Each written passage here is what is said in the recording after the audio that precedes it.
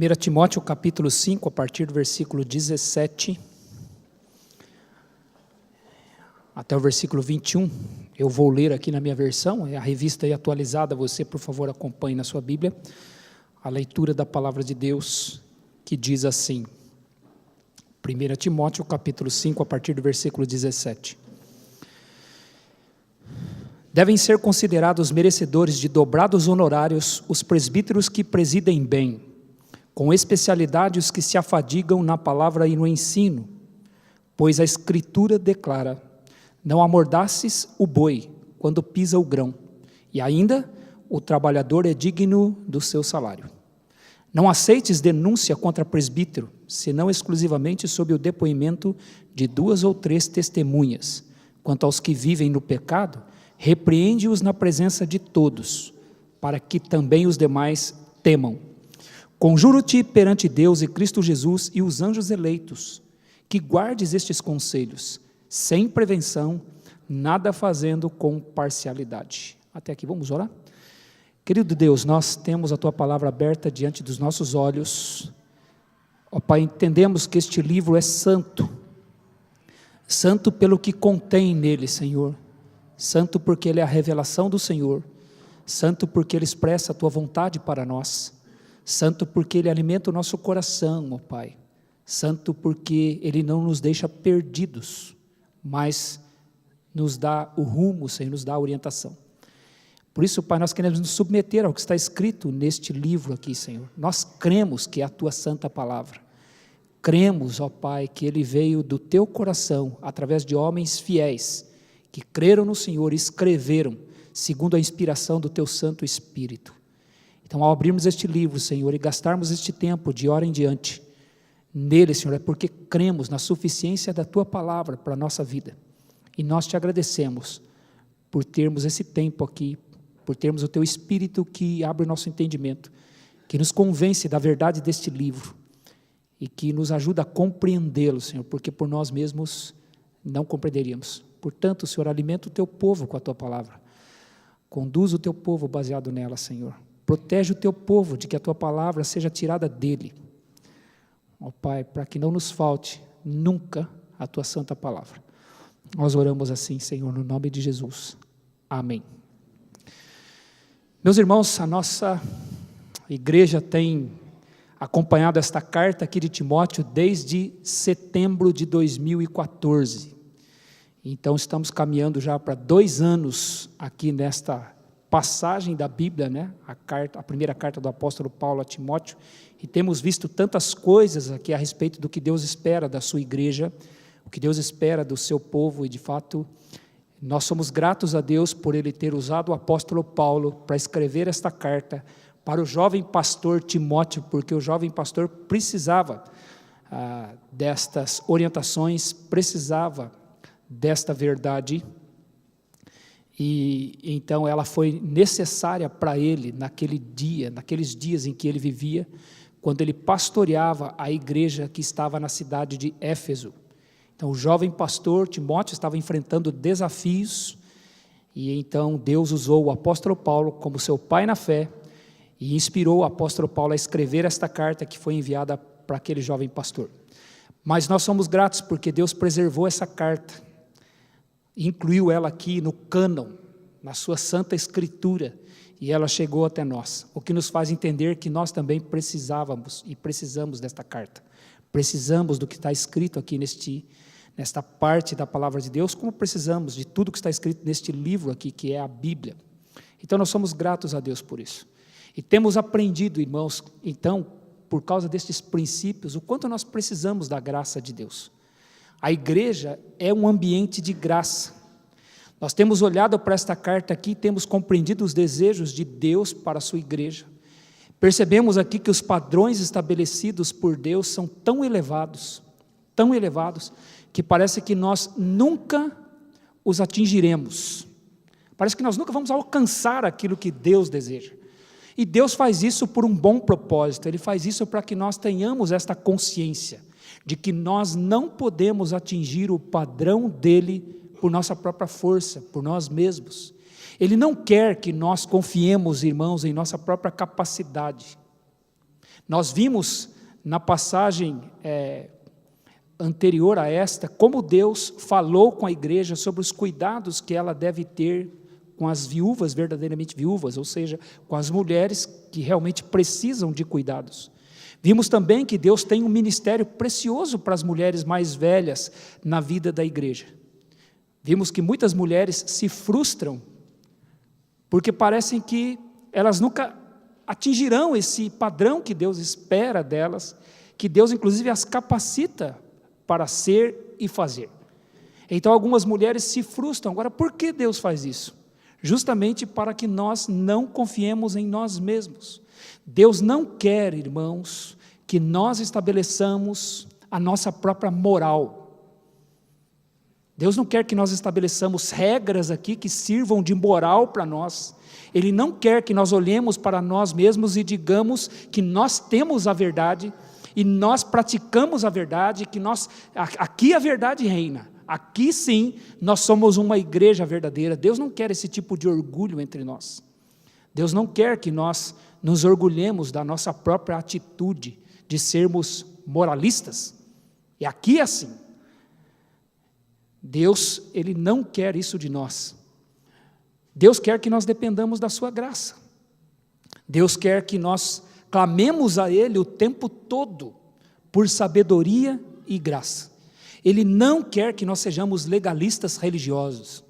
Quando nós amamos a palavra de Deus e queremos extrair dela tudo o que ela pode nos dar, porque queremos nos submeter a ela humildemente, pode parecer que nós temos uma série de regras a seguir aqui na igreja, e então nós podemos parecer legalistas religiosos, porque corremos o risco de nos tornarmos mesmos legalistas religiosos. E Deus não quer que nós digamos que aqui nós somos bons, aqui nós conhecemos a palavra de Deus. Vá nessa igreja que lá você vai ouvir a palavra de Deus, porque nós somos bons. Deus não quer isso de nós.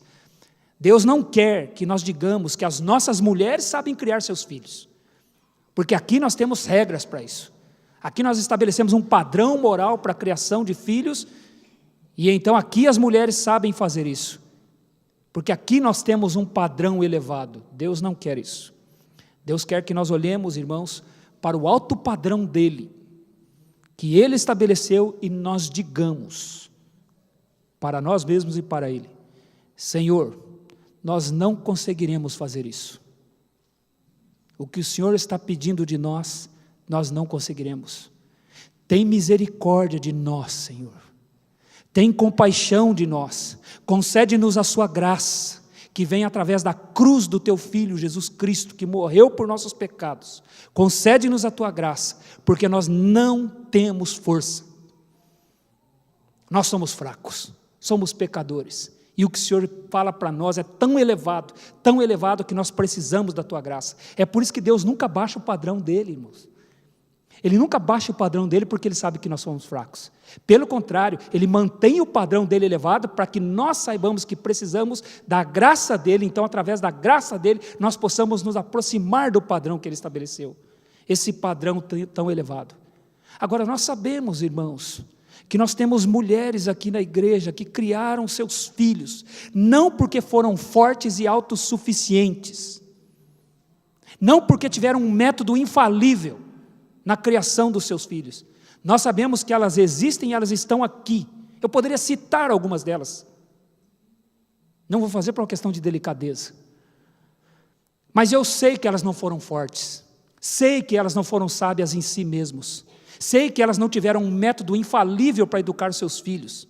Mas Deus deu graça para elas. Elas criaram seus filhos. Seus filhos estão na igreja, estão servindo o Senhor, elas estão contemplando os seus netos. E é porque elas foram sábias em si mesmas? É porque Deus concedeu graça para elas. E são essas mulheres que Deus quer usar na vida das mais jovens. Não porque elas vão chegar às mais jovens e dizer: faça como eu fiz, porque o meu método é infalível. Elas vão dizer: minha filha, Deus me concedeu graça. Ele me ajudou. Eu reconheço que errei muitas vezes, mas Deus me deu graça. E eu quero encorajar você na graça do Senhor. Eu quero encorajar você a depender da graça do Senhor. Eu quero encorajar você a fazer o que a Bíblia ensina. Não porque você é forte, não porque isso é moralmente correto. É porque essa é a vontade de Deus e você precisa da graça de Deus para fazer a vontade dEle. Então a igreja, irmãos, ele é um ambiente de graça. E nós temos testemunhos vívidos aqui de que Deus tem ajudado homens e mulheres a viverem na sua graça. E estes, por sua experiência, por sua fidelidade, apesar de terem errado muitas vezes, podem ser tão encorajadores para nós. Por isso é que vale a pena participar, ser membro da igreja de Cristo Jesus. Porque você vai encontrar pessoas que estão na sua frente, que estão deixando um testemunho para trás, que podem ser de tão grande encorajamento para você. Por isso é que vale a pena. Isso é a igreja de Cristo Jesus. Ninguém tem um método infalível. Nós temos a graça de Deus que nos ajuda a nos aproximarmos da sua vontade, que é tão elevada, e Ele não baixa. Nós precisamos disso. Somos uma igreja e um ambiente de graça, não um ambiente de métodos e regras. Isso é moralismo e nós queremos isso longe de nós, de nos orgulharmos das nossas próprias obras. E após falar sobre o ministério das mulheres, o apóstolo Paulo então volta a falar sobre o ministério pastoral, sobre a liderança da igreja. Ele vem tratando disso ao longo da carta, ele entra nesse assunto, sai desse assunto, volta para esse assunto. O único capítulo dessa carta em que ele não falou do ministério pastoral diretamente é o capítulo 2, mas ele falou no capítulo 1, falou no capítulo 3, falou no capítulo 4, está falando no capítulo 5, vai voltar para ele no capítulo 6, porque é uma carta pastoral. É uma carta de um pastor mais experiente para um pastor mais jovem. Então estes capítulos aqui estão tratando da questão do ministério pastoral, e mais uma vez nós vamos contemplar o alto padrão estabelecido por Deus. Mais uma vez nós vamos compreender que nós precisamos da graça de Deus. Nesta passagem aqui nós contemplamos mais uma vez a importância da liderança na igreja. Nós vemos nessa passagem aqui, irmãos, que o ministério bem-sucedido de uma igreja passa por sua liderança. Uma igreja nunca estará acima da sua liderança, na maturidade espiritual, na condução de suas próprias vidas. Uma igreja sempre vai ser o que a sua liderança é, e assim a palavra de Deus nos diz: tal a liderança, tal a igreja. Em Oséias capítulo 4, versículo 9, Deus diz: como é o povo, é assim é o sacerdote. O povo nunca é acima do sacerdote, o sacerdote conduz o povo. Jesus disse em Mateus capítulo 10, versículo 25, basta ao discípulo ser como o seu mestre. O discípulo nunca está acima do seu mestre. Por isso que a liderança, irmãos, é importante. Uma igreja sempre será resultado do que a sua liderança é. Isso é inevitável. É inevitável. É algo que as pessoas tendem a não dar a devida importância. As pessoas, quando pensam em uma igreja, irmãos, elas pensam no que a igreja pode lhes dar. O que eu vou receber se eu me tornar membro desta igreja? Eu não estou dizendo aqui de receber coisas materiais. Alguns querem. São levianos a esse ponto. Mas eu estou dizendo, o que essa igreja pode me dar? Será que ela pode me dar bons hinos para eu cantar, uma boa música para eu cantar? Será que essa igreja pode me dar um bom estudo bíblico? São coisas nobres, percebe? São coisas de valor. Mas muitas vezes as pessoas vêm para a igreja, como alguém disse, vêm como consumidores, para consumir o que a igreja pode lhes dar. E as pessoas pensam no que a igreja pode lhes dar, e às vezes elas falam, eu quero que a igreja tenha uma boa liderança, é um bom pensamento. Mas às vezes elas não percebem a importância de uma liderança na igreja. O que significa a liderança na igreja? As pessoas nem sempre têm consciência, irmãos, de que a liderança de uma igreja terá muito mais influência na vida delas do que elas imaginam. Você é muito mais influenciado pela liderança da igreja do que você imagina. A liderança tem influência sobre a vida das pessoas. Na segunda carta para Timóteo, Paulo vai dizer para Timóteo assim: tu, porém, permanece naquilo que tens aprendido, sabendo de quem tem aprendido. Não é somente importante aprender a Bíblia, isso é muito importante, mas você precisa saber de quem você está aprendendo. Quem é a pessoa que está te ensinando? Quem é ela? Você a conhece? Nosso irmão Rubens falou sobre isso hoje na aula de manhã. Por isso é que é perigoso pessoas que acompanham pregadores pelo YouTube. Eu não estou dizendo que tudo o que está no YouTube é ruim. Existem muitas coisas boas, muitas mensagens boas, pregação boa. no YouTube, na internet, nas redes sociais. Mas você não conhece aquelas pessoas. E veja, Deus quer que você siga pessoas que você conheça. Por isso a convivência na igreja local é tão importante, para você conhecer seus líderes, saber de suas vidas, porque seus líderes influenciam a sua vida. Irmãos, esta influência pode ser boa ou má, mas ela sempre vai existir. Você sempre será influenciado por seus líderes. E nós não queremos colocar nossas famílias em um lugar para serem influenciadas por uma má liderança, não é verdade? Nós queremos colocar a nossa família num lugar onde ela receba uma boa influência. Isso é muito importante. Até porque uma igreja não é vítima da sua liderança. A igreja não é vítima da sua liderança. Às vezes a gente pensa que é, né? Mas na verdade não, a palavra de Deus não admite isso. Em Jeremias capítulo 5, versículo 31 está escrito assim: os profetas profetizam falsamente e os sacerdotes dominam de mãos dadas com eles, e é o que o meu povo deseja. Olha o que Deus está dizendo. Os profetas profetizam falsamente, os sacerdotes dominam o povo de mãos dadas com esses falsos profetas, mas é o que o meu povo deseja. Então um povo não é vítima da liderança que tem, porque só existem falsos líderes se existem pessoas que amam as mentiras que esses falsos líderes profetizam, falam em nome de Deus. Então um povo não é vítima de uma má liderança. Se não houvessem pessoas que amassem as mentiras, não haveriam profetas mentirosos, não haveriam falsos pastores, falsos pregadores. Portanto, liderança é um assunto de interesse da igreja, não é algo irrelevante. Todos devem se preocupar com a liderança da igreja, e por isso essa passagem está aqui. E o que ela nos ensina? Deixa eu dizer para você, nós amamos a palavra de Deus, nós queremos expor o que a palavra de Deus está escrito, nós queremos estudar a palavra de Deus.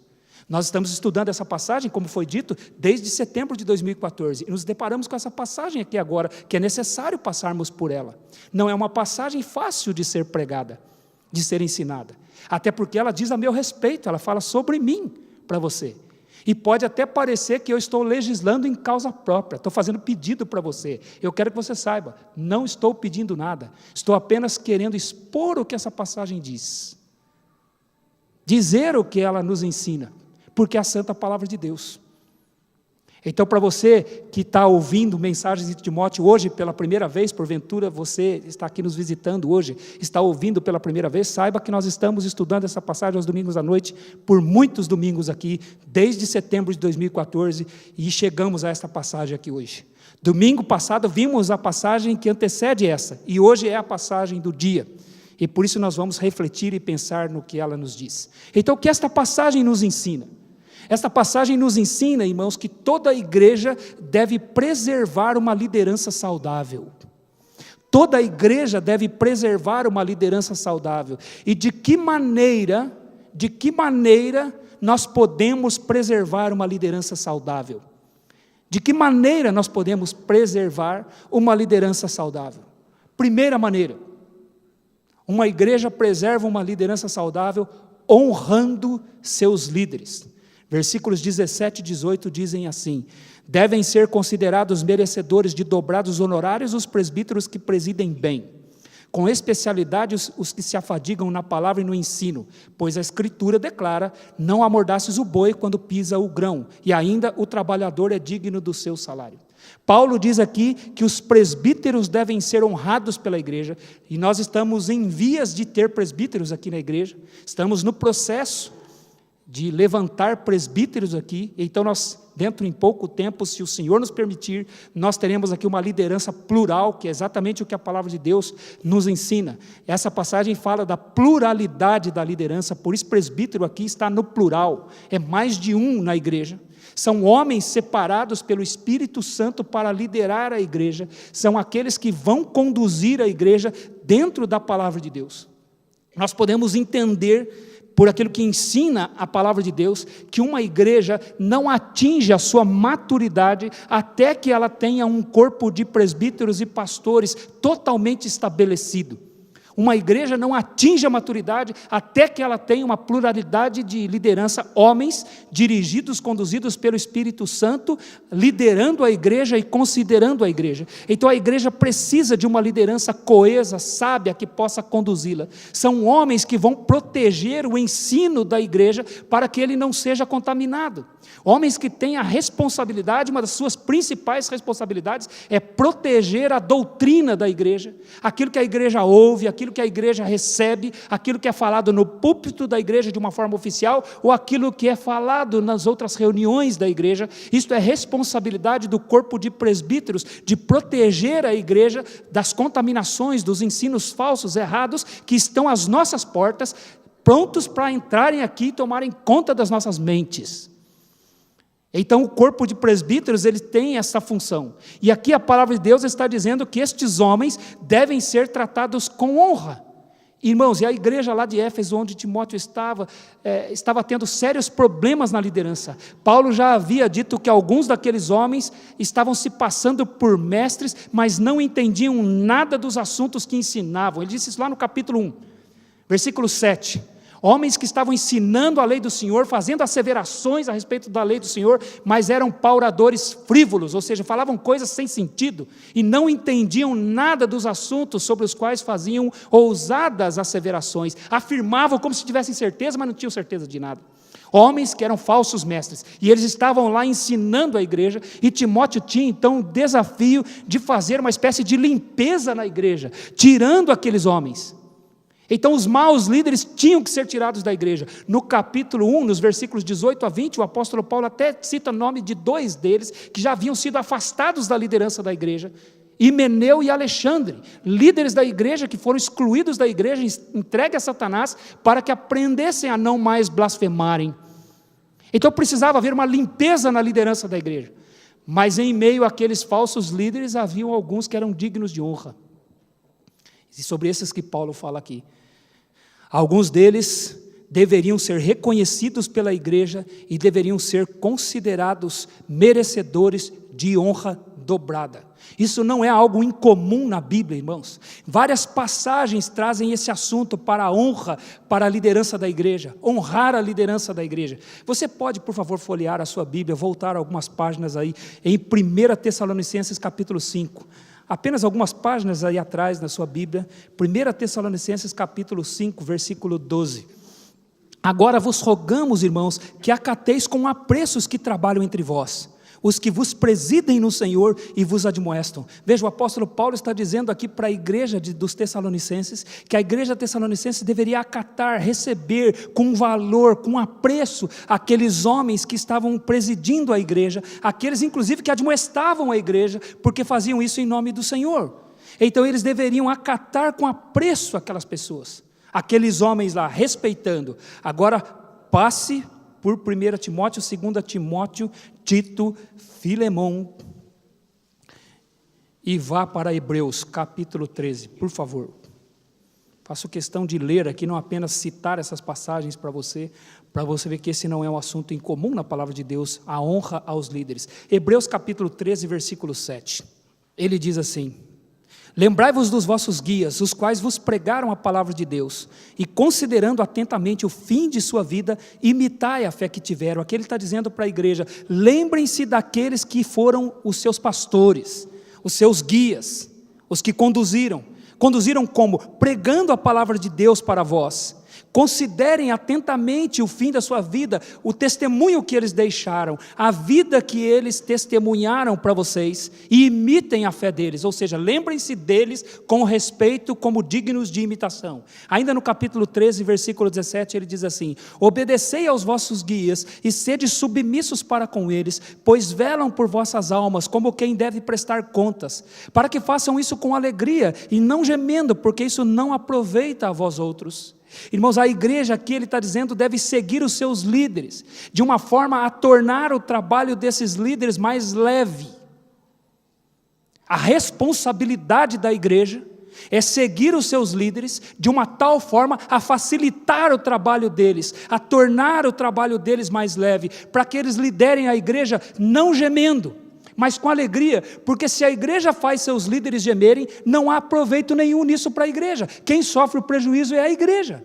É o que ele está dizendo. Se uma igreja faz os seus líderes gemerem, ou seja, faz em questão de que seus líderes sofram, e é o que acontece mesmo, por algumas razões. Irmãos, às vezes as pessoas acham que liderar a igreja é fácil. Às vezes eu não entendo por que Deus resolveu fazer assim, irmãos. Isso nós vamos perguntar para Ele quando a gente chegar lá no céu, tá bom? Eu me comprometo a liderar você lá. E aí nós vamos juntos, lá vamos perguntar para Ele: Senhor, por que o Senhor colocou líderes na igreja? Parece que o Senhor escolheu alguns para dar privilégios para eles, para tornar a vida deles mais fácil. Porque é muitas vezes o que as pessoas pensam, irmãos, isso vem desde o Antigo Testamento. Imagina no Antigo Testamento, você é membro lá da nação de Israel, você é de uma daquelas tribos, menos a tribo de Levi. E aí Deus vai colocar você na terra prometida que Ele havia prometido aos seus pais, a Abraão, Isaque e Jacó. E você está entrando na terra. Na hora de dividir a terra, todos recebem terra. Só os levitas não recebem.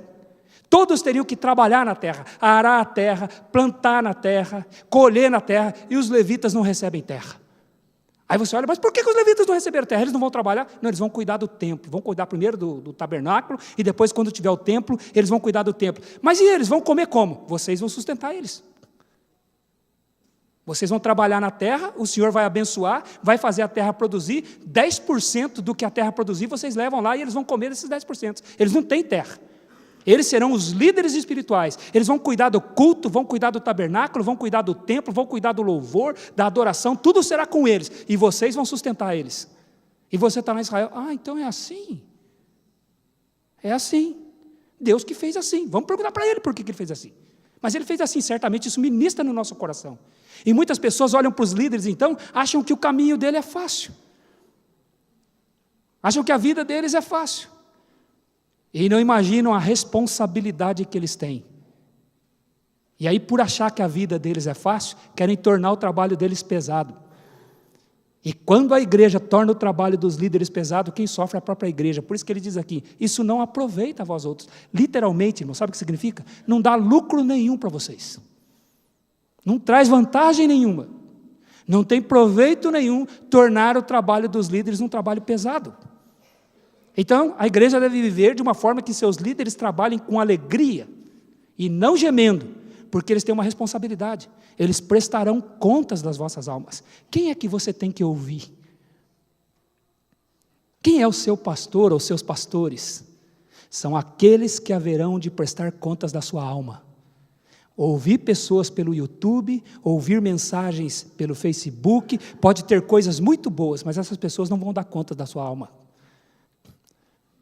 Os líderes da igreja local, os presbíteros da igreja, os pastores da igreja, os bispos da igreja, estes sim prestarão contas da sua alma, e é sobre eles que você tem essa responsabilidade de honrá-los. Sabia que a honra na Bíblia é uma dívida? Em Hebreus capítulo 13 vai dizer, a ninguém devais coisa alguma. A quem honra, como é que completa, irmãos? A ninguém devais coisa alguma. A quem honra, então, se uma pessoa se tornou digna de honra e você não a honrou, você está em dívida com ela. É um dever honrar aqueles que são dignos de honra. Então, honra significa respeito. A palavra honra traz a ideia de considerar alguém com valor. Em muitos outros lugares, irmãos, essa palavra que aqui foi traduzida como honorário, aqui, volte lá para 1 Timóteo capítulo 5, versículo 17. Em muitos lugares, essa palavra que foi traduzida aqui como palavra honorário, ela é traduzida por preço.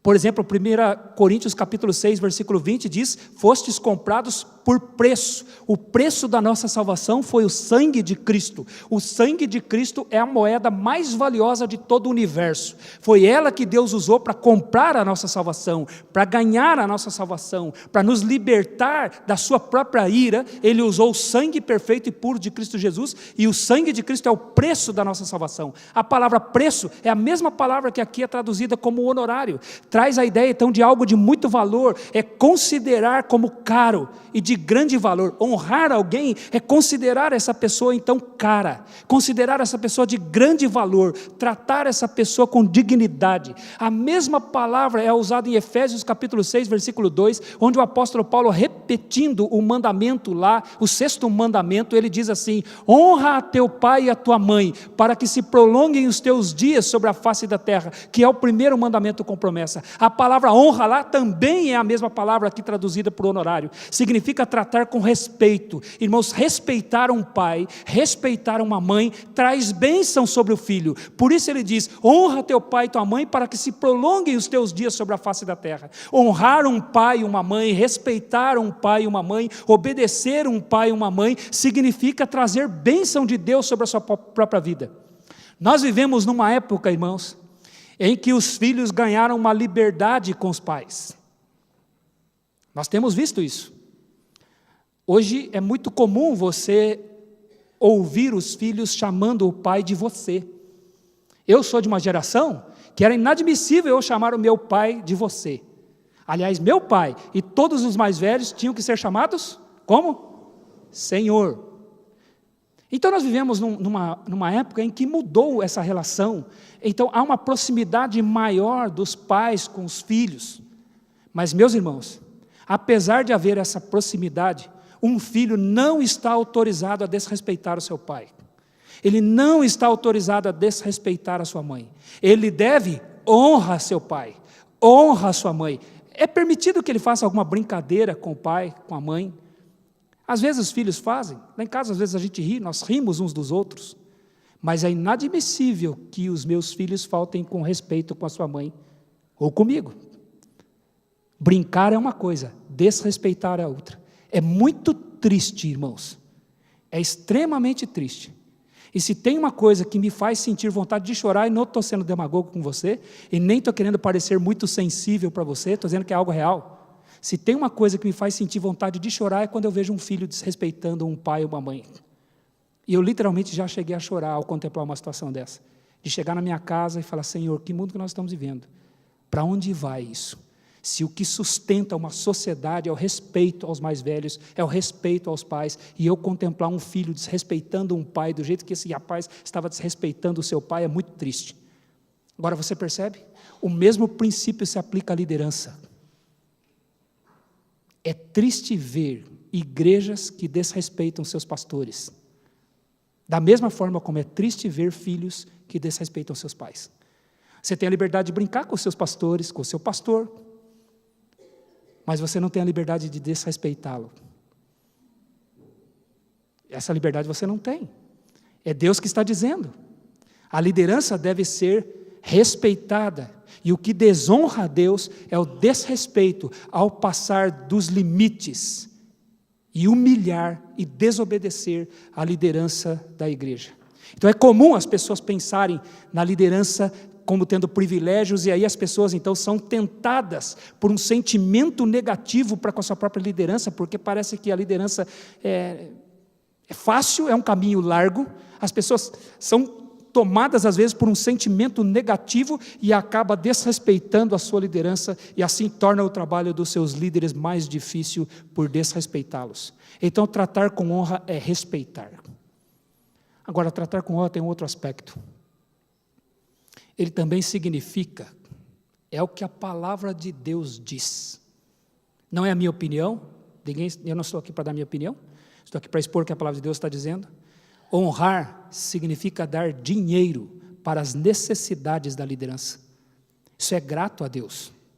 A palavra também traz a ideia de preço, no sentido de dinheiro. Por isso é que aqui é traduzido como honorário.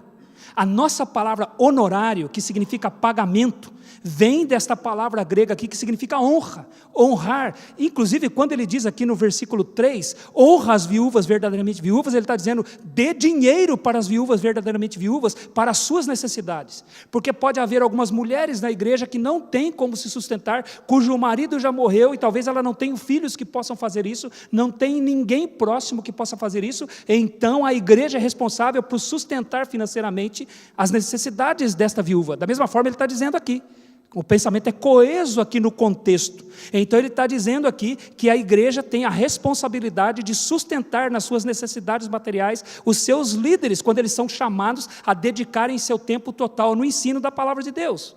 Então quando a Bíblia diz honrar pai e mãe, também estava dizendo em dar dinheiro para o pai e para a mãe. Era isso que Jesus estava dizendo lá em Mateus capítulo 15, quando os líderes judeus chegaram para o Senhor Jesus e disseram assim: por que os teus discípulos transgridem a nossa tradição por comer sem lavar as mãos? E aí Jesus disse para eles: também eu pergunto a vocês, e por que transgredis vós a lei do Senhor por causa da vossa tradição? Porque a lei do Senhor diz: honrarás a teu pai e tua mãe. Mas vocês criaram uma tradição em que um filho não é responsável mais por sustentar o seu pai e a sua mãe quando eles ficam velhos, mas pegam esse dinheiro e dão como oferta no templo e dizem assim: já cumpri minha obrigação, eu não vou dar o dinheiro para vocês porque eu já dei como uma oferta no templo. E o Senhor Jesus corrige essa ideia. Porque honrar o pai e a mãe significa inclusive que quando o pai e a mãe eles ficam idosos, eles não podem mais trabalhar, os filhos assumem o cuidado com a vida deles. Meus irmãos, eu tenho ouvido tanta coisa sobre o nosso sistema de previdência social, e alguns estão dizendo que ele vai quebrar, alguns já estão dizendo que ele está quebrado já. Já quebrou. E é interessante que a gente fala assim: poxa, então vamos lá para a Europa, porque lá o sistema, você acha que lá está bom? Irmãos, na Europa a população está envelhecendo, e o sistema de previdência social também está quebrando. Sabe, porque não tem jovens para trabalhar, porque as famílias resolveram ter poucos filhos, e agora está havendo um desequilíbrio, está tendo mais gente se aposentando, porque melhora o sistema de saúde, as pessoas não morrem, demora para morrer, fica velho. E aí fica velho e não trabalha também porque está velho. Mas tem poucos filhos, então não tem filhos para trabalhar e sustentá-los. Então não tem um lugar no mundo, irmãos, que o sistema de previdência social é absolutamente seguro. Mas Deus é tão sábio que Ele criou o perfeito. Sabe qual é o perfeito? Ter filho. Filho é o grande sistema de aposentadoria do plano de Deus. Eu já falei para vocês, né? Eu já falo dos meus filhos lá em casa: ó, a hora que eu ficar velho, fiel, é tu mesmo. Vai cuidar de mim e cuidar da sua mãe. Não vai colocar a gente para fora, não. Então, quando o Senhor Jesus disse: honrarás a teu pai e tua mãe, Ele está dizendo: quando os teus pais ficarem velhos, você honra eles dando dinheiro para eles. Dinheiro não é seu, não. Dinheiro é do Senhor. Deus é sábio. Esse é um sistema de aposentadoria infalível. Porque Ele veja, você cria seu filho, você investe na vida dele, você dá a ele os recursos para que ele possa sobreviver, estudar, ter uma profissão, e depois com o trabalho dele, ele devolve isso para você, sustentando você na sua velhice. E Deus vai abençoar tanto ele, que Ele vai sustentar você e os filhos dele, para que depois os filhos dele sustentem ele. Veja o milagre de Deus. E é assim o propósito do Senhor. Então honrar significa também dar dinheiro. Irmãos, então aqui Deus está dizendo nessa passagem que devem ser merecedores de dobrar os honorários os presbíteros que gastam sua vida ensinando a palavra de Deus. Merecer aqui significa aquilo que é justo, que é adequado. São homens então que vão presidir a igreja. A palavra presidir aqui significa literalmente, tem o sentido, melhor dizendo, de proteger a igreja, guardar a igreja. Alguém que foi colocado numa posição de responsabilidade sobre a igreja para que ela seja cuidada. E por isso Paulo diz aqui com especialidade os que se afadigam na palavra e no ensino. Todo presbítero ensina, mas alguns são separados por Deus para trabalharem de tempo integral, se afadigarem na palavra e no ensino. Então são homens que gastam tempo debruçados sobre o texto bíblico para trazer o alimento espiritual para a igreja. Tem gente que acha que é fácil pregar. Pregar qualquer coisa é fácil, irmãos. Mas usar o dom do ensino é trabalhoso. Requer trabalho se debruçar no texto bíblico, gastar tempo pensando no texto bíblico, orando sobre o texto bíblico, procurando extrair do texto bíblico um alimento para trazer para o povo de Deus, para que o povo de Deus seja alimentado pela verdade da palavra de Deus. Isso requer muito trabalho, não é fácil. E é por isso que devem ser considerados de dobrados os honorários aqueles que fazem isso. Ensinar na igreja, irmãos, é uma tarefa de muita responsabilidade, porque o ensino interfere na vida das pessoas. São atividades que representam Deus neste mundo aqui. Pregar, irmãos, a palavra de Deus significa apresentar a vontade de Deus para as pessoas. É muita responsabilidade. É por isso que o púlpito não pode ser democrático. Não é qualquer pessoa que pode vir aqui. Nós não abrimos esse espaço aqui para qualquer um. Porque é muita responsabilidade. Não é um lugar para apresentar opiniões pessoais. É para falar em nome de Deus. E isso requer muito trabalho. E Paulo aqui diz que aqueles que se afadigam na palavra e no ensino, sabe o que significa? Aqueles que estudam até ficarem cansados. Leem a palavra de Deus até se cansar, para poder entender o que aquele texto quer dizer, de uma forma coerente e verdadeira, e alimentar o povo de Deus com um alimento sólido. Então, é responsabilidade, e é uma responsabilidade. Agora, deixa eu dizer uma coisa para os irmãos. A igreja deve honrar seus pastores com dinheiro.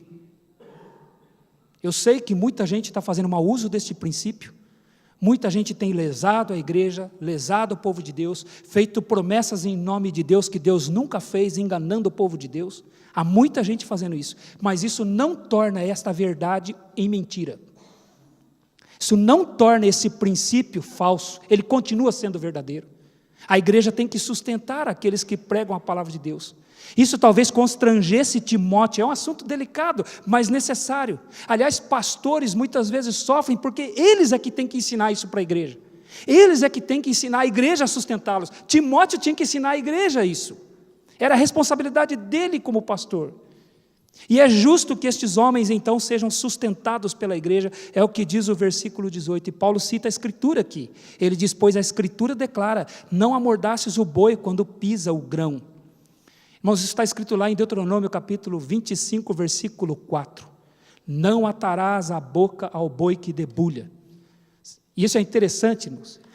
Quando eles iam debulhar o trigo, então eles traziam o trigo, colocavam o trigo em forma de círculo, e aí pegavam um boi, amarravam uma pedra, geralmente uma pedra chata, para o boi arrastar sobre o trigo. Então, ele segurava o boi numa corda e ficava girando com o boi assim, enquanto o boi arrastava aquela pedra pesada sobre o trigo, e geralmente isso era no alto de uma colina, para que o vento então levasse a palha e ficasse ali só o trigo. Então o boi ficava ali malhando o trigo, ali debulhando o trigo, e Deus diz assim, você vai deixar o boi comer o trigo enquanto ele faz isso. Sabe por quê? As outras nações, as nações que não criam em Deus, as nações chamadas nações pagãs, amarravam a boca do boi para que ele não comesse o trigo. Mas Deus diz, aqui não é assim, aqui o padrão é outro, aqui o boi que debulha você vai deixar ele comer. Então Paulo cita aqui Deuteronômio capítulo 25, versículo 4. Mas ele cita também uma frase do Senhor Jesus, quando ele diz assim, o trabalhador é digno do seu salário. Quem disse isso foi o Senhor Jesus, e aqui ele já está reconhecendo o Novo Testamento como Escritura. É como diz a Escritura, tanto o Antigo Testamento como o Novo Testamento.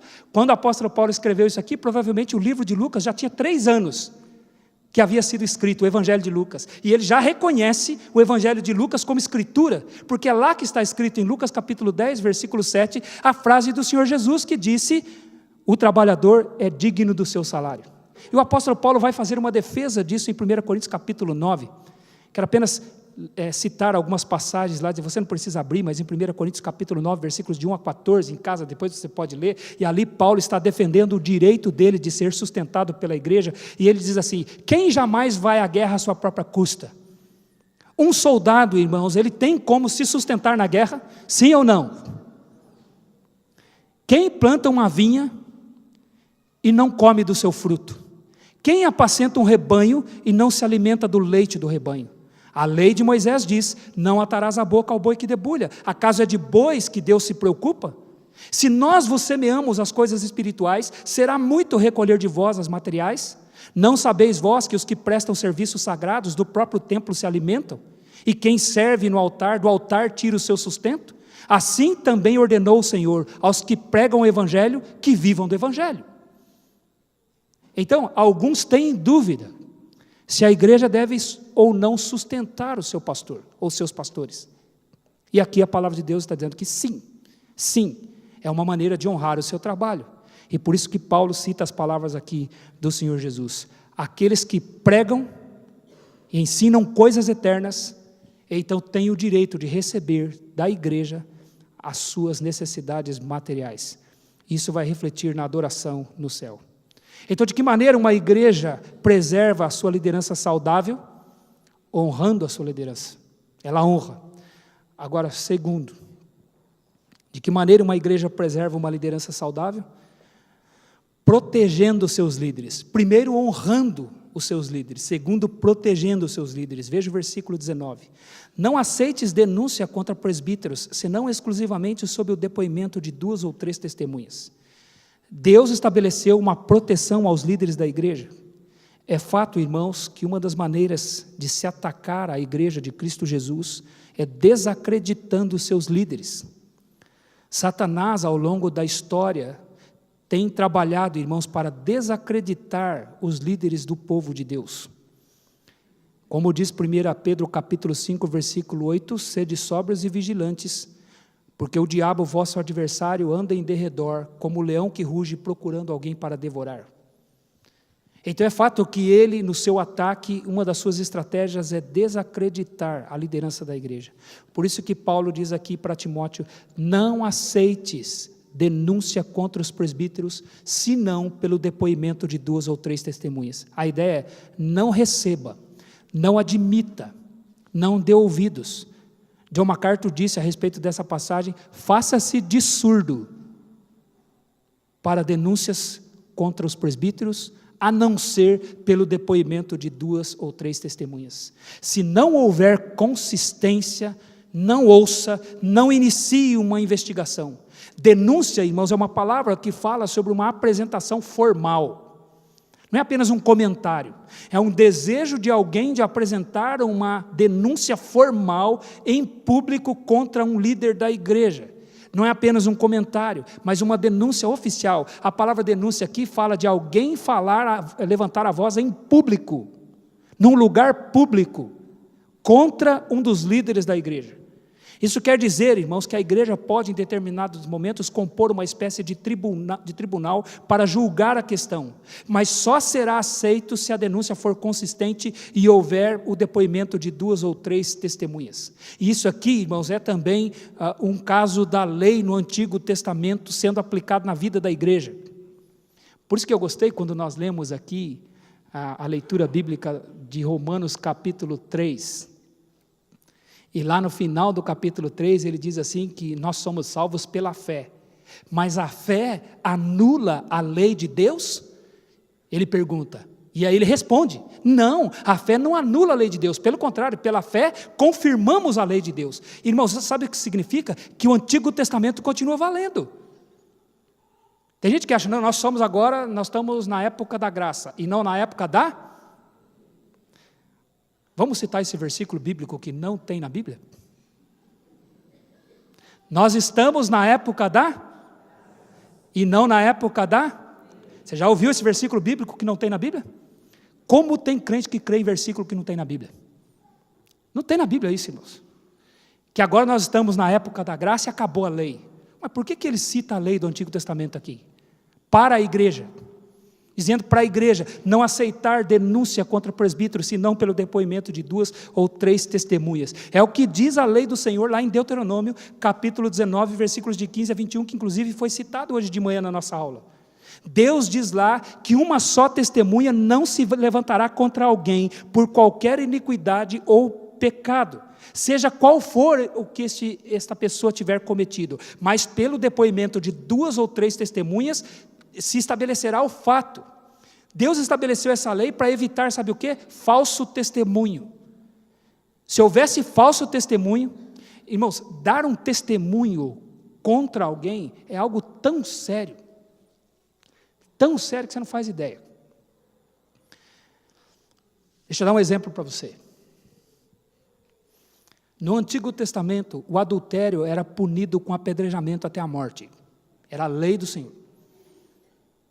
E se você fosse ser testemunha de um homem ou de uma mulher, num caso de adultério, você afirmando que a pessoa cometeu adultério, e depois ficasse provado que o seu testemunho era falso, a pessoa não cometeu adultério, sabe quem seria apedrejado? Sabe quem seria apedrejado? Quem?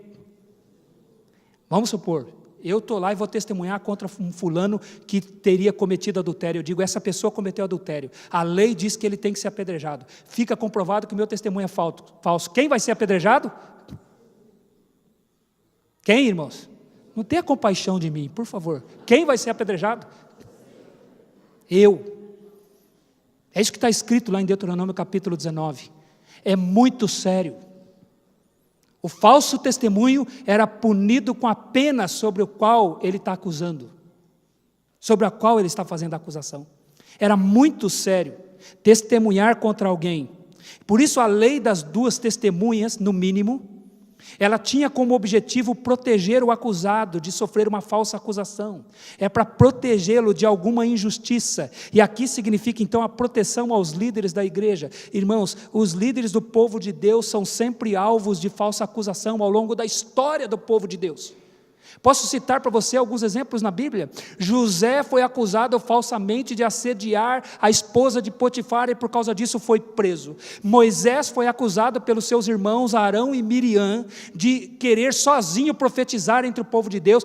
Deus só fala por meio de você e não fala também por meio de nós. Era uma falsa acusação. E Deus então puniu a sua irmã com uma lepra. Isso está escrito lá em Números capítulo 12. O profeta Elias foi acusado pelo rei Acabe de perturbar a nação de Israel, e era uma falsa acusação. O profeta Micaías foi acusado pelo rei Acabe de só profetizar para ele o que era mal e não o que era bom. 1 Reis capítulo 22. Jeremias foi acusado de desmotivar os homens de Israel na luta contra a Babilônia que estava chegando, e ele foi acusado então de afrouxar a mão dos soldados de Israel, dos homens de Israel, ao dizer, não adianta vocês resistirem, Deus disse que a Babilônia vai vir e vai nos levar, então é melhor a gente se submeter e nos render, não façam força contra a Babilônia, nos rendamos, porque esta é a vontade de Deus, essa é a palavra de Deus. Aí prenderam Jeremias e falaram assim, você está agourando, você está desmotivando os homens estão afrouxando a sua mão na guerra por tua causa.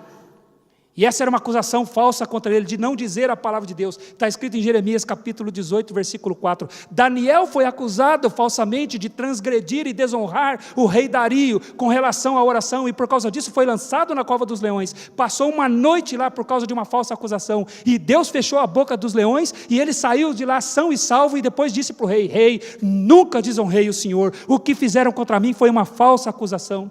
João Batista recebeu a falsa acusação de ter demônio, porque ele jejuava, porque ele não comia e não bebia. Estevão, homem de Deus, foi acusado de pregar contra a lei de Moisés, quando o que ele estava pregando era a verdadeira interpretação da lei de Moisés, e ele foi apedrejado até a morte por causa disso.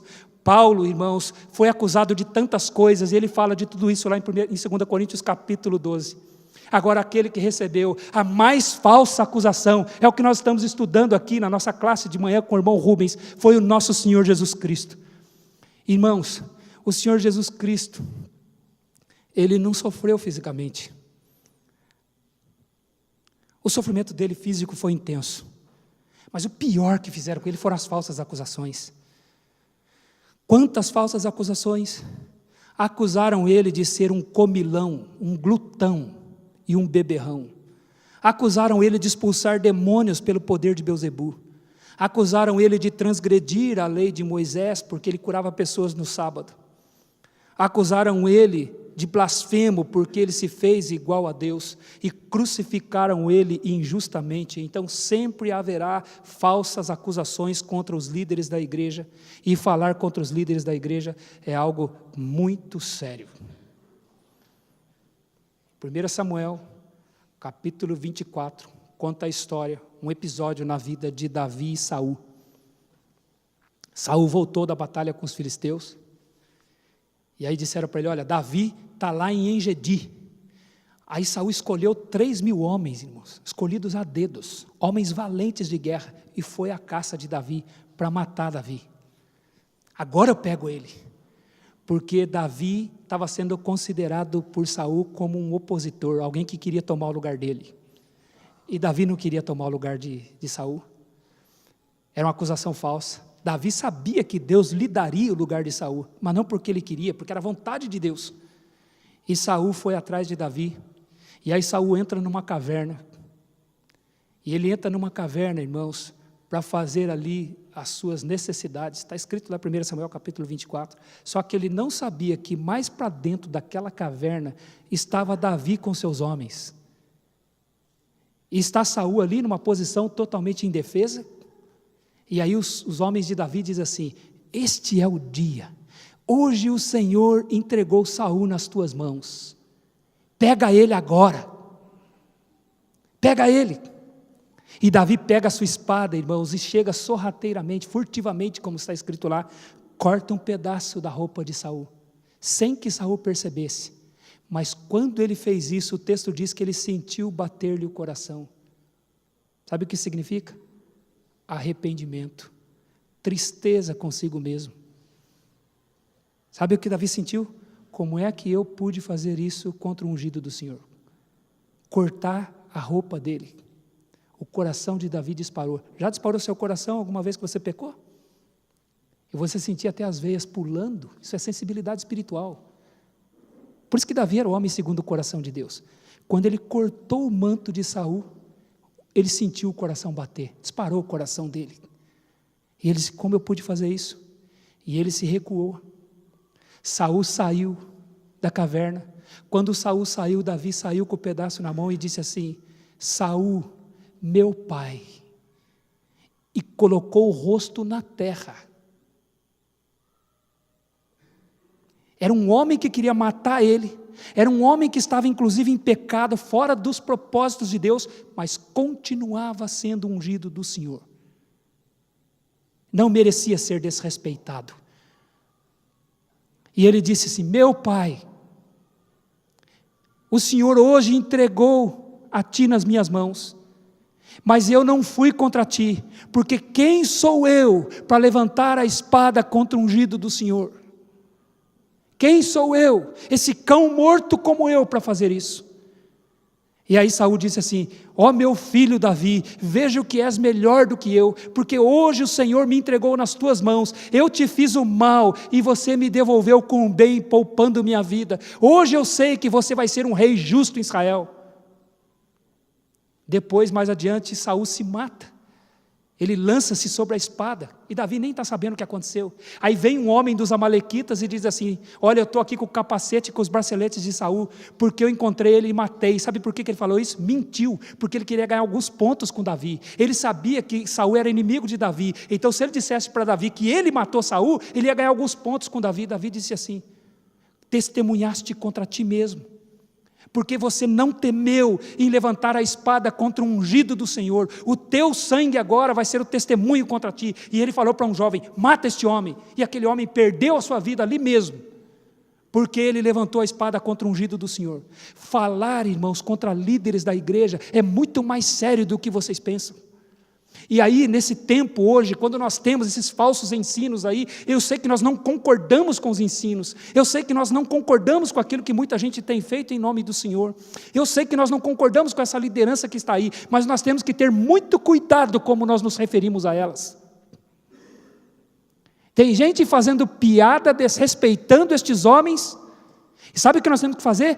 Como Davi disse assim: eu não vou levantar a espada contra ti, Saul, porque tu és ungido de Deus, mas eu sei que o meu Deus vai julgar entre mim e ti. E nós estamos vivendo uma época em que a igreja não acredita nisso, que Deus vai julgar estes líderes.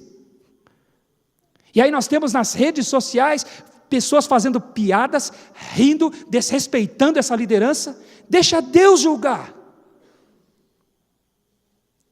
Se estes homens estão pregando coisas falsas, estão mentindo, Deus vai julgá-los. Até porque essas pessoas que estão ouvindo as mentiras que eles têm pregado, estão dando ouvidos, amam essas mentiras e também serão julgados por eles, por Deus.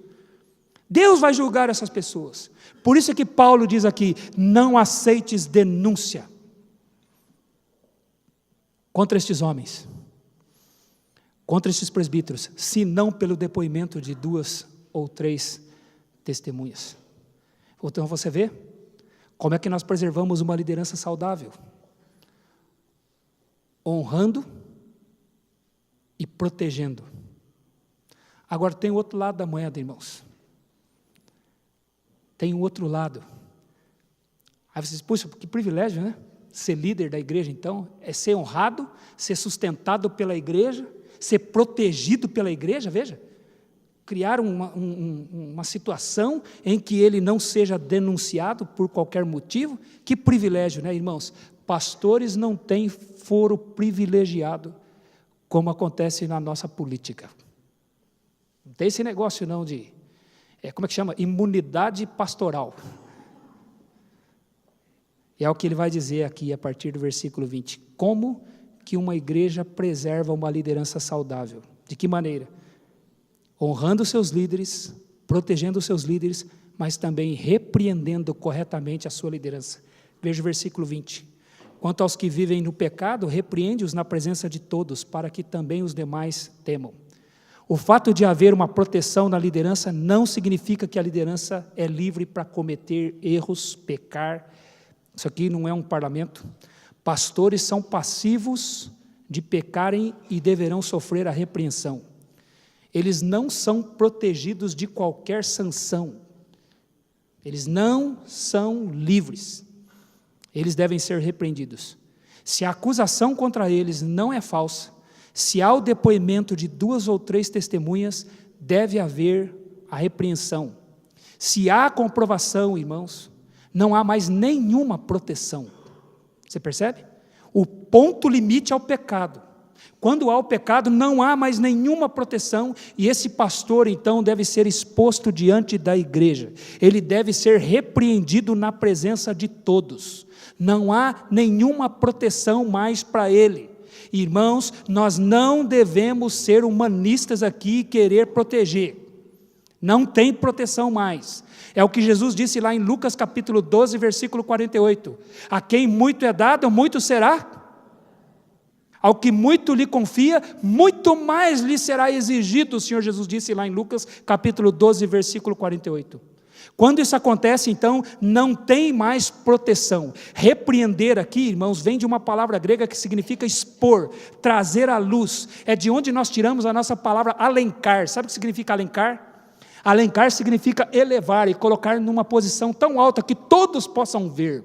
É a palavra grega aqui para repreender publicamente, na presença de todos. Repreende-o de uma forma que toda a igreja possa ver. Não tem humanismo aqui. Por causa do humanismo, a disciplina bíblica tem sido abandonada pela igreja. Aqueles que são chamados, irmãos, para ser um modelo para o rebanho, quando pecam, a sua culpa é muito maior. A sua responsabilidade é maior. A sua atitude causa muito mais prejuízo para o evangelho. Por isso a repreensão é maior. Em Levítico capítulo 4 é interessante, Deus está tratando ali do sacrifício dos animais para o perdão de pecados. E aí ele diz assim que quando todo o povo pecasse, deveria ser trazido uma cabra. Mas quando um dos líderes do povo pecar, deveria ser trazido um bode. Deus queria deixar bem claro que o perdão concedido para o povo é um, o perdão concedido para os líderes era outro. O sacrifício era diferente, um animal diferente, um sacrifício diferente, porque o pecado era diferente, porque foi cometido por uma pessoa diferente. Então Paulo diz aqui, aos que vivem no pecado, irmãos, não significa aqui pecados cometidos por nossa fraqueza. Nós pecamos todos os dias, não pecamos? Eu não preciso perguntar para você se você pecou hoje. Eu sei que você pecou. Os nossos pecados são como a nossa própria respiração. O Salmo 40 diz que os nossos pecados são como os fios de cabelo da nossa cabeça. E ali ele está dizendo que eles são muitos. Então nós pecamos o tempo todo. Quando eu acordo de manhã, eu tenho que pedir a misericórdia de Deus, você tem que pedir a misericórdia de Deus, sabe por quê? Porque naquele dia você vai pecar. Se você viver aquele dia, se você não morrer naquele dia, você vai pecar.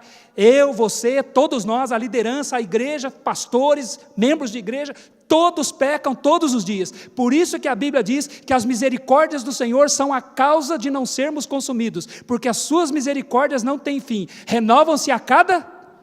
Por que a misericórdia do Senhor precisa se renovar na minha vida a cada manhã? Porque quando eu levanto da minha cama, o que eu vou fazer? O que eu vou fazer, irmãos? Não tenha compaixão de mim, eu já disse. O que eu vou fazer? Eu vou pecar em pensamentos. Por isso que o apóstolo Paulo, quando ele deu seu testemunho lá em Romanos capítulo 7, ele diz: miserável homem que sou, quem me livrará do corpo desta morte? O mal que eu não quero fazer, esse eu faço. O bem que quero fazer, eu não consigo fazer, porque há uma guerra dentro de mim. Então ele não está falando desse tipo de pecado aqui. Aqui ele está falando daqueles que vivem no pecado. Por isso que precisa de duas testemunhas aqui, se refere a uma prática constante e pecaminosa que estava sendo mantida escondido da igreja. Pode ser um pecado na área sexual, o que é muito comum, infelizmente. Pode ser um pecado na área financeira, de desviar recursos da igreja, desviar dinheiro da igreja. Pode ser um vício em bebida, drogas, que um líder da igreja tenha e esteja mantendo escondido da igreja, e estes homens então devem ser repreendidos publicamente. Irmãos, eles perdem o direito de servir como pastor na igreja. Aí você vai me perguntar, mas eles não podem ser perdoados? Sim, claro que sim. Mas o preço é muito alto, irmãos. Por isso Tiago capítulo 3 diz assim: irmãos, não quereis muitos de vós ser mestres, porque havemos de receber maior juízo. O preço é muito alto. Eles são perdoados, podem ser restaurados no seu relacionamento com Deus, mas perderam o seu ministério. Eles não devem mais servir como pastores da igreja, como líderes da igreja. Aí eu sei que nessa hora a gente começa a falar, mas que dó, que peso, ser repreendido publicamente na frente da igreja. Como fica a esposa? Como ficam os filhos? Que tratamento doloroso. Parece legalismo religioso, não parece, irmãos? Parece regra religiosa, mas isso é fruto da graça de Deus, irmãos. Deus faz isso porque Ele quer que o seu povo saiba, que Ele quer pureza no meio do seu povo, que Ele quer que o seu povo seja santo, que o seu povo tenha temor dEle, para que tenha uma vida sábia. Isso é fruto da graça de Deus, isso é fruto da cruz de Deus. Alguns dirão que isso é muito pesado para esse homem passar por isso. Não é muito pesado? Não, meus irmãos, tem o peso justo. Ele pode ser perdoado, ele pode ser restaurado no seu relacionamento com Deus. A igreja deve cuidar dele, deve amparar ele, amparar sua família. Ele não deve sair da igreja. Se um homem líder da igreja, irmãos, se eu pecar aqui, irmãos, eu espero ser repreendido pelos irmãos. Espero ser repreendido publicamente, porque é o que a palavra de Deus nos ensina. E terei que suportar isso. E sabe o que vai acontecer? O que deve acontecer? Eu sentar aí e passar a ser ministrado por um outro pastor. Ser pastoreado por um outro pastor. Consolado pela palavra de Deus. Mas o ministério, a igreja deve ajudar para que seja colocada uma outra função, uma colocação no mercado de trabalho. O amparo deve acontecer pela igreja. Mas a restauração ao ministério, irmãos, deixa eu dar um exemplo para você. No livro de 2 Crônicas, no capítulo 26, a Bíblia fala que Deus estava abençoando tanto a liderança do rei Uzias em Israel, tanto. O exército estava forte como nunca. Engenheiros haviam sido contratados para desenvolver armas, irmãos, que não eram conhecidas ainda. As lavouras estavam produzindo muito. Então você imagina, tinha uma economia forte, tinha comida forte, tinha segurança, porque o exército nunca havia sido tão forte. Então o povo estava gozando de um momento muito especial. Aquele rei estava liderando aquele povo de uma forma, a Bíblia diz lá que ele era amigo da lavoura, amigo da agricultura. Então produzia alimento, o exército estava forte, mas ele exaltou-se no seu coração, ele quis fazer mais do que o que ele foi chamado para fazer, e ele entrou no altar para queimar incenso, e quando ele entrou no altar, entrou um sacerdote com ele, e mais 80 sacerdotes, está escrito lá, homens da maior firmeza, e disseram para ele, rei Uzias, você está fazendo o que não te é lícito fazer, repreenderam ele, como aqui está dizendo que é para ser feito.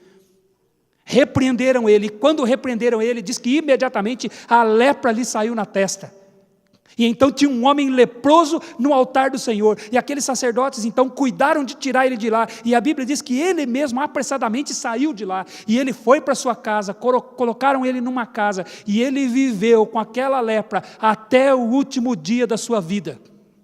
Ele perdeu o privilégio de ser o rei de Israel, e teve que viver trancado naquela casa, com aquela lepra, até o último dia da sua vida. Arrumaram um lugar para ele, cuidaram dele, sustentaram ele, mas ele teve que viver com aquela lepra até o último dia da sua vida, e foi assim que aconteceu. E o seu filho reinou no seu lugar. Parece pesado demais para você? Mas esse é o nosso Deus santo, essa é a justiça do nosso Deus. E Paulo diz que isso deve acontecer para um bem. Veja o que está escrito aí. Não aceites, versículo 20, quanto aos que vivem no pecado, repreende-os na presença de todos, para que também os demais, o resultado é positivo, irmãos, é para que os demais temam. Pastores são passivos de repreensão, e quando isso, nós não queremos que isso aconteça, mas se acontecer, os demais ouvirão e temerão, e o temor do Senhor é o princípio acontece um bem. Não é para o mal, é para o bem. Eu tenho 5 minutos e eu quero terminar com o último ponto. Como então a igreja preserva uma liderança saudável? Honrando os seus líderes, protegendo os seus líderes, repreendendo corretamente os seus líderes. E quarto, irmãos, tratando a questão da liderança com muita seriedade. Veja o versículo 21. Conjuro-te perante Deus e Cristo Jesus e os anjos eleitos, que guardes estes conselhos, sem prevenção, nada fazendo com parcialidade. Paulo chama a atenção aqui de Timóteo para a questão. Timóteo era um jovem, tímido, e estava no meio, irmãos, de uma corja de maus obreiros. A pressão sobre ele era muito grande.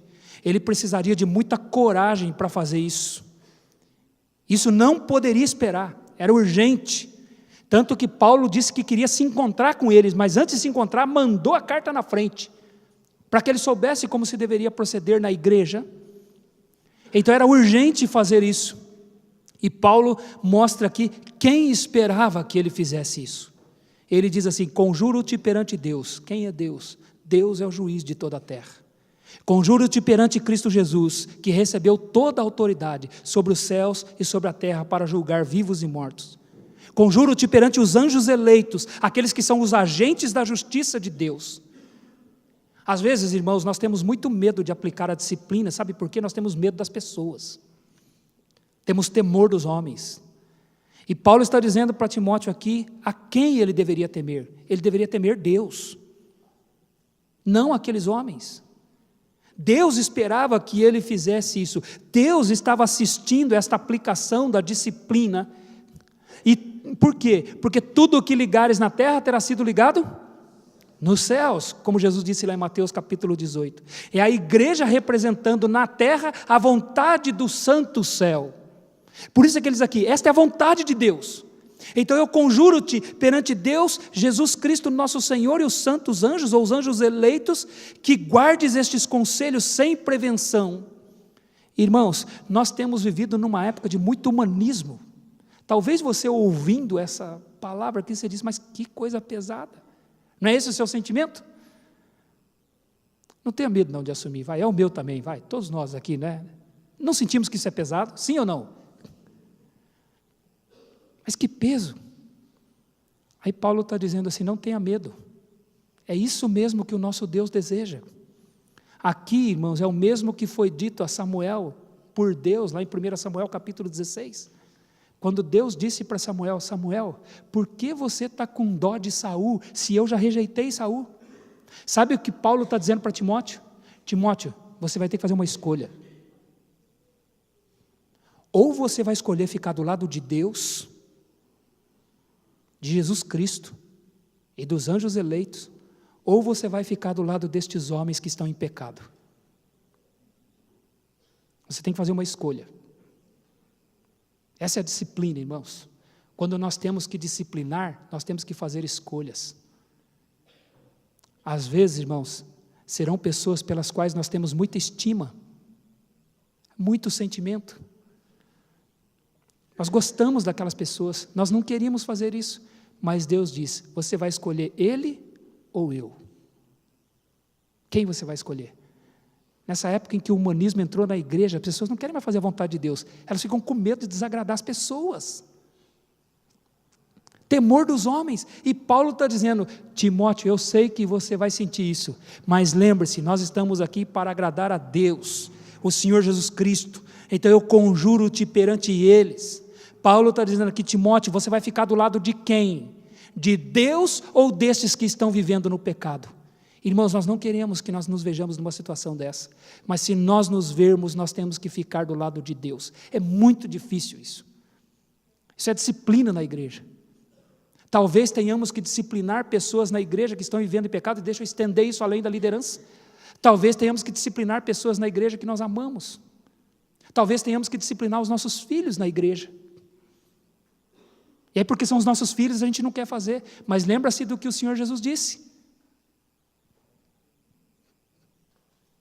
Quem vier após mim e não estiver disposto a me amar mais do que seu pai, sua mãe, seus irmãos, seus filhos e até a própria vida, não é digno de mim.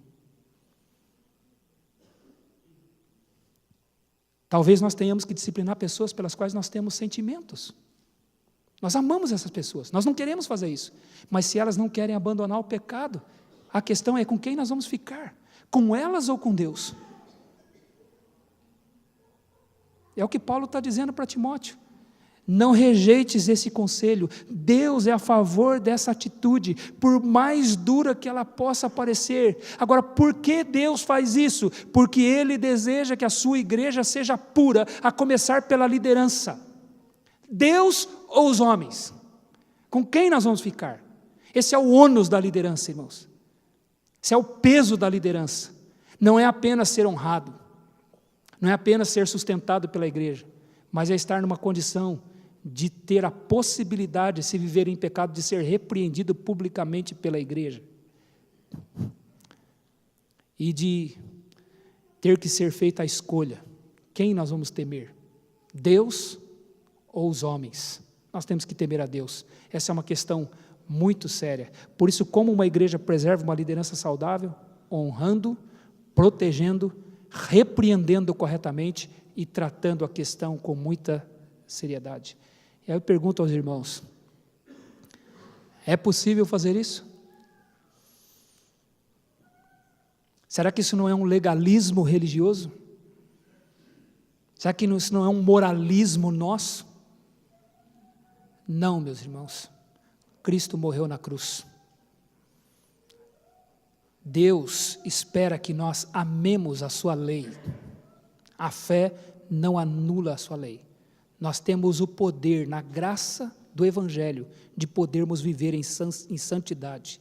Podemos nos aproximar da lei de Deus, por sua graça, pelo Evangelho de Cristo Jesus. Nós amamos a Deus, não amamos? Você concorda com isso?